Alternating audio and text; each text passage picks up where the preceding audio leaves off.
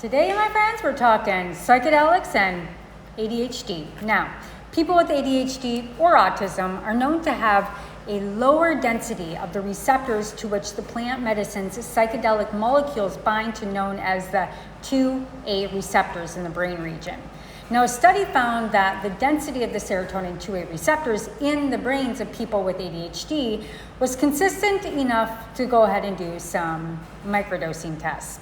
In other words, those with low receptor density perform weaker in focusing, work, and even social situations.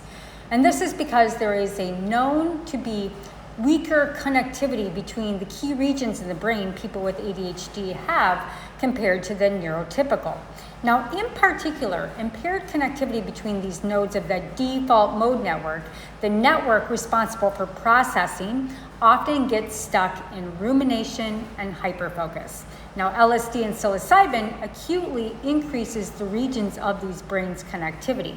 So by boosting connectivity, at least temporarily, they could provide people connection, controlled insight, heightened creativity, access to healing the past traumas, and better focus and communication from which they've struggled with before.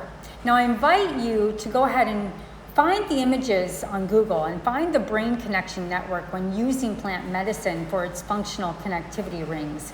And it is mind-blowing. It's amazing to see the breakthrough in functional connectivity between 132 brain regions with plants like psilocybin or LSD.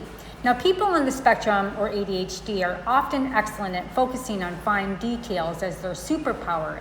So we can create this dichotomy between hyperfocus and the bigger picture, where we often can't see the forest from the tree.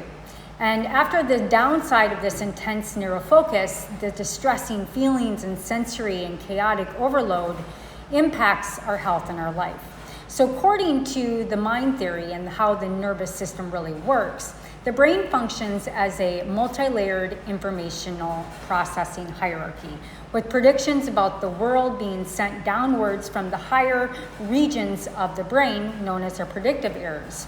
Now, the discrepancy between these predictions and the sensory data pass through the brain, through these models of reality, and the serotonin and the dopamine and all these flow neurotransmitters through this process of hierarchy. Now, they control the volume or the gain of the signals, adjusting the relative influence of top-down prediction and bottom-up sensory prediction. And psychedelic molecules bind to serotonin receptors in the brain regions near the top of that hierarchy, which is why they are proving such promising tools for breaking the dominance of this unhelpful emotion and cognitive models in people that suffer from a wide range of mental illness, from anxiety to depression to OCD and even PTSD. Now, they shake things up, promoting that crosstalk between the brain regions that don't usually communicate, opening that window and that opportunity to relearn. Now, ADHD can also be characterized as an imbalance between that bottom-up, top-down signaling system with maladaptive coping mechanisms.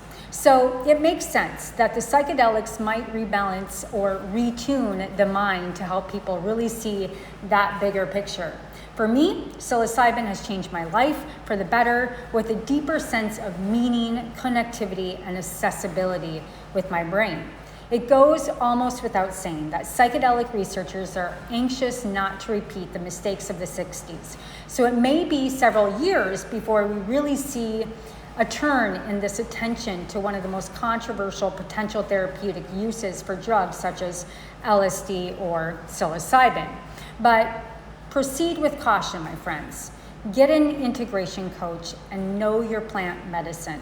But the research is clear that when we start to reopen all these regions that have these fine grooves with neuroplasticity, there is hope whether you have ADHD or not, addiction, mental health, anxiety, depression, who doesn't? To really start to open up that top down, bottom up, and really start to broaden our perspective, not only in our mind, but our heart, our spirituality, and feel that connectedness and no longer isolation. With that said, all my love, all my light, make sure you find videos like this and the Awaken Beauty podcast on the YouTube channel and like and subscribe. I love you guys. We'll see you on the next one.